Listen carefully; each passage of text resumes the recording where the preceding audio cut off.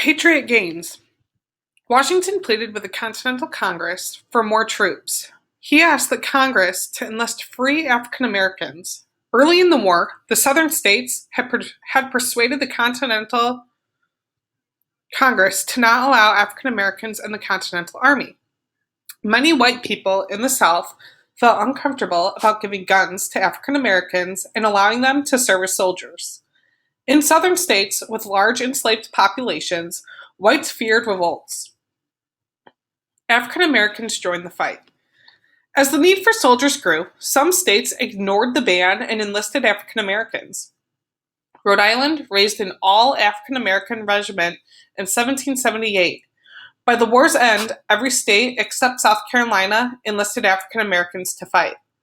Historians estimate that as many as 5,000 African Americans joined the Patriots. Among them were Mr. Hayes and Peter Salem, who fought at Concord. African Americans fought for the same reasons as other Americans. They believed in the Patriot cause, or they needed the money. Some soldiers were enslaved Africans who had run away from slaveholders. Others fought to earn their freedom. American victories in New Jersey. The British Army settled in New York for the winter of 1776, leaving some troops in New Jersey at Trenton and Princeton. Armies usually called a halt to their wars during the winter, and the British did not expect to fight. Stationed across the Delaware River from a British camp in New Jersey, Washington saw a chance to catch the British off guard. On Christmas night, 1776, Washington took 2,400 troops across the icy river and surprised the enemy at Trenton the next day. The Americans captured more than 900 Hessians. The British sent the reinforcements under Lord Charles Cornwallis, but Washington led his troops away from Cornwallis's men. Washington then marched the army to Princeton, where they drove away the British. One discouraged British soldier wrote in his diary, "A few days ago, the Americans had given up the cause for loss. Their late successes have turned the scale, and now they are all liberty mad again." A British plan for victory. The British worked out a battle plan for 1777. They would take Albany, New York, and gain control of the Hudson River. This would separate New England from the middle colonies. The plan involved a three-pronged attack. General John Burgoyne would lead nearly 8,000 troops south from Canada. A second force, under Lieutenant Colonel Barry St. Leger, would move east from Lake Ontario.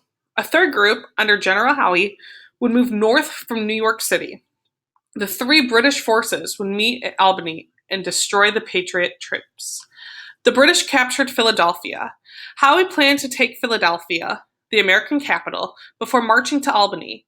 After winning battles in September 1777 at Brandywine and Paoli near Philadelphia, Howe's troops captured the city itself, forcing the Continental Congress to flee. In early October, Washington attacked the main British camp at nearby Germantown, but he was forced to withdraw. Howe postponed the move north to Albany and decided to spend the winter in Philadelphia. Patriots slow the British. Meanwhile, problems delayed the British plans to take Albany. In August, American soldiers halted St. Leger's advance at Fort Stanwix, New York. Led by Benedict Arnold, the Americans forced the British to retreat. General Burgoyne's army was not making much progress toward Albany either. In July, he captured Fort Ticonderoga, I can't even say that, but trouble followed.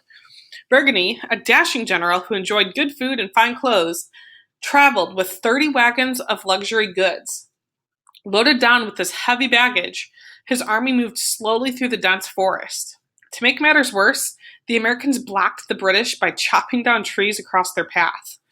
In need of food and supplies, Burgoyne sent 800 troops and Native Americans to capture the American supply base in Bennington, Vermont. The British troops, brightly colored uniforms, made the soldiers easy targets in the woods. A local militia group, the Green Mountain Boys, attacked and defeated them. Having lost part of his army and desperately short of supplies, Burgoyne retreated in October to the town of Saratoga in New York. The Battle of Saratoga. At Saratoga, Burgundy faced serious trouble. He expected British forces from the west and the south to join him, but they had not arrived. The Americans had stopped St. Leger's army at Fort Sandwich, and Howie's forces were still in Philadelphia. In addition, American troops under the command of General Horatio Gates blocked his path to the south. Burgundy found himself surrounded by an army about 3 times as large as his own. Burgundy made a last desperate attack on October 7th, but the Americans held firm. On October 17, 1777, General Burgundy surrendered. As a Patriot band played Yankee Doodle, over 5,700 British soldiers handed their weapons to the Americans. The British plan to separate New England from the middle colonies had failed. Soon afterwards, General Howe resigned as a commander of the British troops in America. He was replaced by the General Henry Clinton.